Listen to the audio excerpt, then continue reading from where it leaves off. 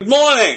It's Monday, October 21st. And this morning I'm about to give you a couple of good reasons why you shouldn't consider voting for Donald Trump as president. All you have to do is ask Mike Pence, who forfeited his place in the Trump ticket because he would violate the Constitution. But J.D. Vance, Donald Trump's current running mate, will or would. So no one should think he will keep his oath of office if he's given a second chance, especially after he has rigged the Supreme Court that packed his rules that presidents are virtually immune from prosecution. And he still will not step forward and say that he will accept the voters' verdict. And that's unprecedented. Trump gravely eroded the Americans' faith in elections that are fundamental to our democracy. He lied after his 2016 victory in the Electoral College that he lost the popular vote only because up to 5 million people voted illegally for Hillary Clinton. His efforts to flip his 2020 loss to Joe Biden got him criminally indicted.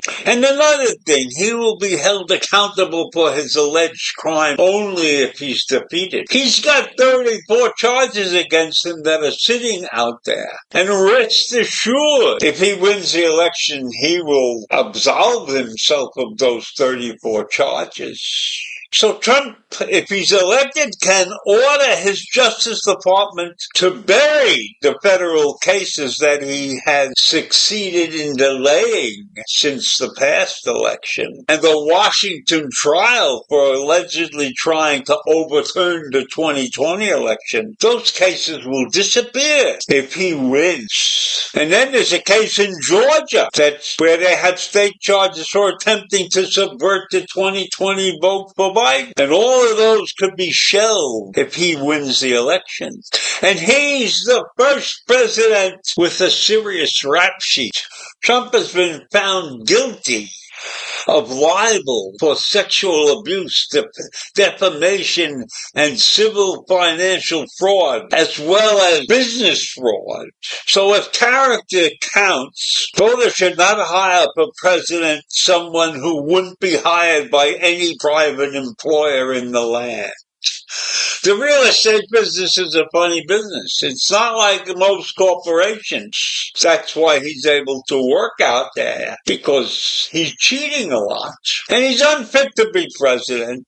There were 42 people who served in Trump's cabinet. That's a tremendous amount of people that were coming and going. Because when he called his early cabinet members my generals, they all broke from his former commander, Madison, McMaster, and Kelly. They took off. And William Barr, said Trump shouldn't be anywhere near the Oval Office after he left his position. And let's recognize the fact that he is a threat to national security. He's supposedly the most dangerous person in this country. That's what Mark Milley, the former chairman of the Joint Chiefs of Staff, said. He's more likely to be seduced by murderous treacherous autocrats than to stand up to them. And he's poised to work with the war criminal Vladimir Putin and reward Russia's lawless invasion by abandoning the Ukraine. And he said that openly. You know that he loves Putin. And he's encouraged Russia to do whatever they want to NATO because he doesn't like the way NATO operates. And he's against NATO because many of those nations have not paid their dues on time. And he doesn't know or care about how to constructively address the nation's problems. He's the most policy-ignorant candidate in memory. Trump turned to the extremists behind Project 25 for a blueprint. Of course, he lies about that now. He denies it. He lacks the attention span, the grasp of details,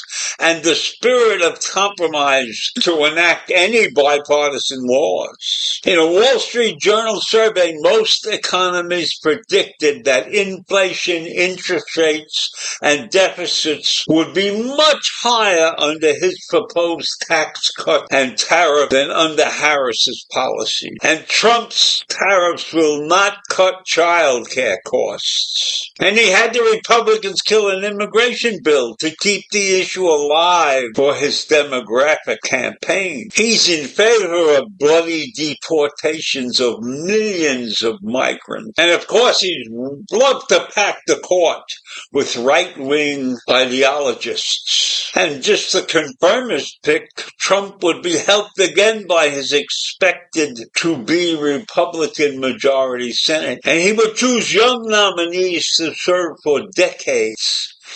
You don't put an old man in because he'll be gone in a couple of years.